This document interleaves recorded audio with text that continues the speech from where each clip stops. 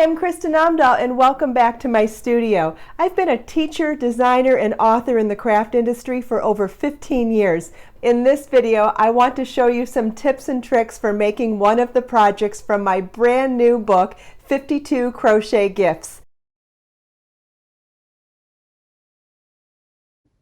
In this video, I'm going to show you how to make the Vienne thigh-high leg warmers. In this project, you will make simple strips of crochet lace and join them as you go to other strips. The same elongated chains that join the strips together double as placement for the laces on the exterior edges to lace up these beauties. While the sizing is somewhat forgiving, to get an idea of what size to make, take your measurement around the widest part of your knee. You can follow the link in the video description to download the pattern. It comes in 3 various sizes. And the sizing is subject to change person by person. The thigh-high version is 26 inches long, and to modify for a knee-length version, I would stop at 18 inches. The length of these leg warmers is totally customizable. You'll need 4, 5, or 6 balls of Baby yarn, and we'll also be using a size E4 3.5 millimeter crochet hook. Let's get started. Baby yarn comes in dozens of fun colors. The leggings are made in colorway Splash, and for the video tutorial today, I'll be using color Mint. First, we're going to tie our yarn to our crochet hook, and you can use a square knot, a slip knot. There's no wrong way to tie your yarn to your crochet hook, and we'll begin the first strip. The first strip starts with a chain 9.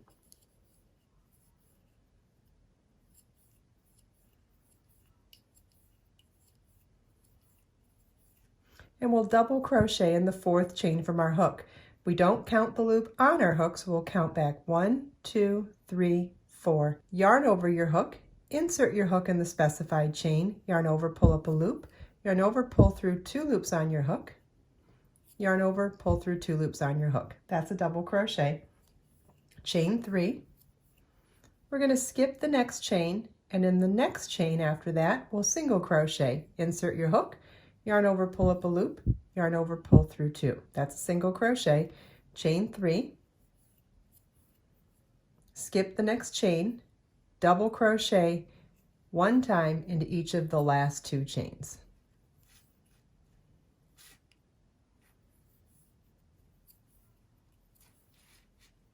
And that's what row 1 should look like on the first strip. Row 2 begins with a chain 3 that counts as a double crochet. Chain 3, turn our work, double crochet in the next double crochet, single crochet in the next chain 3 space, chain 3, single crochet in the next chain 3 space, and then 1 double crochet into each of the last 2 double crochets. So the first one's easy to do. The last one, remember the beginning of that row starts with a chain 3 that counts as a double, so when you work that as a double and double crochet into it, it'll be the top chain. So that top chain of the chain 3 is the one that you will insert your crochet hook into to work a double crochet into the double crochet. And that's what the end of row 2 should look like on the first strip. Row 3 begins with a chain 3. And turn your work, double crochet in the next double crochet, chain 3, single crochet in the next chain 3 space, chain 3, and 1 double crochet into each of the last 2 double crochets.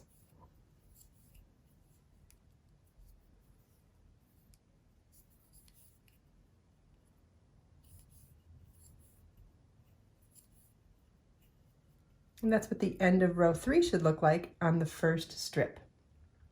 Now, depending on how long you're going to be making your leg warmers, that will depend on how many times you repeat. But the pattern repeat is rows 2 and 3. So you're going to repeat rows 2 and 3 to get the length that you want your leg warmers to be. If you want them to be below the knee, if you want them to be above the knee, you could even make these into fingerless mitts and just make them make them the length that you would want from your fingers up your arm. Doesn't matter. However long you want to make your strips, you will be repeating rows 2 and 3. Once you reach the desired length, you'll want to cut your yarn and fasten off the first strip. Now, this is the only strip that's worked by itself. As we make the other strips, we'll be joining them to this strip as we go, or we'll join the second to the first, then we'll join the third to the second. So a couple things you want to pay attention to at this point. We need to understand the anatomy of the body of our work. So if you want to pay attention, we've got our starting chain at the bottom here, and we have our last repeat of row 3 at the top here, which you can see it has a chain 3 single, chain 3 in the center of it. So really important to recognize, so that when you join the additional motifs or strips, you want to make sure they're all facing the same direction. So we want all of them to have the starting chain at the bottom and all of them to have that chain 3 single, chain 3 at the top. Because what will happen is if you end up joining them this way and this way, the pattern isn't identical. Will anyone know besides you? Probably not, but as long as we're trying to do this properly, let's make sure that the starting chain's at the bottom and the chain 3 single, chain 3's at the top. The other thing that I like to point out at this point as well is that pay attention to which way your tails are facing, because as you're joining a second motif, if you want the row 2s to be on the same side, have the right side facing, and row 3's wrong side, or whichever way you're going to face it, if you want them to be identical, you want to make sure that that starting chain is on the same side as the strip as the tail is on all of the strips that we join. That'll make more sense as I do it now. So to start the beginning chain for the second strip, we're going to start the chain like we did for the first one, but in the section of the chain 3 that counts as the double crochet, because remember we double crocheted in the 4th chain from our hook after we did the chain. Okay, we did chain 9, double crochet in the 4th chain from our hook, which means that chain 3 was counted as a double crochet. Well, on a second strip, that is going to be a slip stitch in the second chain of that chain 3. So the beginning of the second strip is not going to be chain 9 now. It's going to be chain 7, slip stitch in the side of the double crochet on the first row of the previous strip. It's going to be chain 7, slip stitch into the side of the double crochet in the first row of the previous strip, chain 1, and then double crochet in the 4th chain from our hook, and then we'll finish the row. So let me show you how to do that. We're going to start with a chain 7.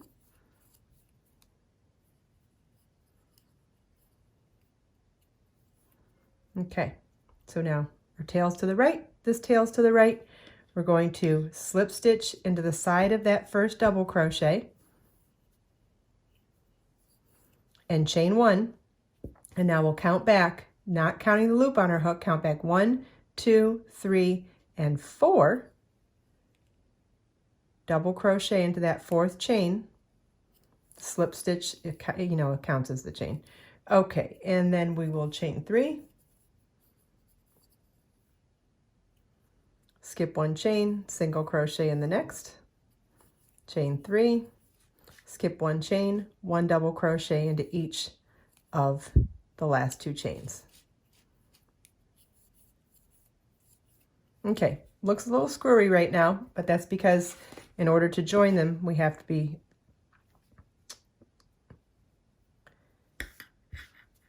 once we set it back down, we're going to make sure that our tails are facing in the same direction and our row is facing in the same direction. Okay, so now we've got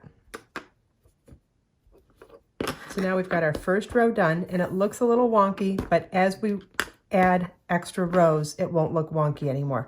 So now row 2 is a chain 3,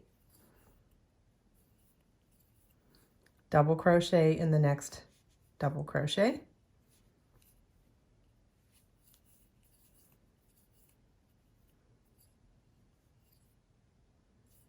single crochet in the next chain 3 space, chain 3, single crochet in the next chain 3 space, double crochet in the next double crochet. Okay, and our last double crochet was a chain 1, slip stitch, chain 1. So it's this top chain here that would be the double crochet equivalent, the top of the double crochet. So work a double crochet in the top of that last stitch. So now to start our next row, so that's row 2. So we're going to set this down again. We're joining on every other row. So we join on row 1. We're not joining on row 2. Get that tail out of the way. I'm keeping the tails here though, because I think it's really important for you to see that they're facing the same direction. Okay, so now we joined on row 1. We're not joining on row 2. We're going to join on row 3 by doing the equivalent of what we did on row 1, but without the beginning chain. So it's going to be chain 1, slip stitch into the side of the next double crochet, chain 1, and that chain 1, slip stitch, chain 1 counts as the chain 3 that we would count as a first double crochet. It seems a little complicated, but it really isn't once you get the hang of it. So we'll do a chain 1. We're going to skip the second row, come up to the third row, slip stitch into the side of that double crochet, and chain 1. And that counts as our first double crochet. Turn our work, double crochet in the next double crochet, chain 3, single crochet in the next chain 3 space, chain 3, and 1 double crochet into each of the next 2 double crochets. And believe it or not, this is everything you need to know to make these. That's it. We're going to repeat rows 2 and 3 for the remainder of the second strip, and then we'll join the third strip to the second in the same way we join the second to the first. But I'll do these 2 rows one more time just to bring it all home. Chain 3, turn our work, double crochet in the next double crochet, single crochet in the next chain 3 space, chain 3, single crochet in the next chain 3 space, 1 double crochet in the next double crochet, and then 1 double crochet in the last double crochet. And remember, that was a chain 1, slip stitch, chain 1, so it's that last chain that will count as the top of the double crochet portion. Double crochet in that one. Okay, so that is row 1, 2, 3, that's row 4, which is a repeat of row 2. So now row 5, we're going to chain 1, slip stitch, chain 1 to count as our first double crochet, and we're going to skip the next row and double crochet in the one after that. So we'll chain 1, slip stitch, chain 1, turn our work. That counts as our first double crochet in the next double crochet, chain 3, single crochet in the next chain 3 space, chain 3,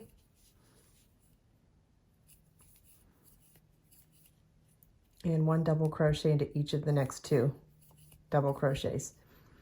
You know what else you could make with this? If you wanted to do each strip in a different color, you could make a fun scarf, you could do a shawl, you could make an afghan in this technique. You could make these wider. I mean, there's so many different ways that you could modify this. Well, the beauty of it is that you're making these long strips and joining them as you go so that there's no sewing, but actually to do this in multiple colors would be super fun as well. So you're just going to want to repeat this for the same length as the first one, fasten off, join the next one. Then the last thing you'll do is create super long chains, and the pattern tells you how long they need to be, and you're going to weave them in and out of the end on either side of your long fabric made from the strip. So I'm just going to pull out a couple of these so you can see how we do it. And it's really easy to see that the end of each of the rows, and we're just going to lace these up like shoelaces, where I'm going into every other row. And it helps to tie this in a knot. So I've got a knot tied in there, so it just helps me guide it through the hole a little bit better. Totally optional, you don't have to do it. So we're just going to pick up and slide the chain through the last double crochet on every other row. How easy is that? And then once you try them on, you'll want to adjust how tight they are in certain sections. So like I noticed that I want them super tight around my ankle and looser at my knee and definitely looser at my thigh. And I prefer to tie them at the top because I want them to be extra snug at my thigh level. I have more control over how tight I make them to keep them from falling down, let's say, by putting the tie at the top. But you could do it any way that you feel comfortable doing it. Be pretty tight at the bottom too. If you wanted to wear these like over boots and keep them boot cut, you would want to make them flare at the bottom, which you could totally do. If you wanted them to flare at the bottom, you would just adjust and make them a little wider so that they would be wider to wear over boots. And also, if you're going to adjust this at all, I would definitely start with the suggested chain to make these in the beginning, but leave your tails super long so that in case you want to add any more length to these, you can easily do that without having to start all over. I hope you enjoyed this video. If you have any questions, please leave them for me in the comments. And don't forget, all the links from the things that we talked about in this video are available in the video description below. Let us make time to create, share, and inspire today and every day. I'll see you in the next video.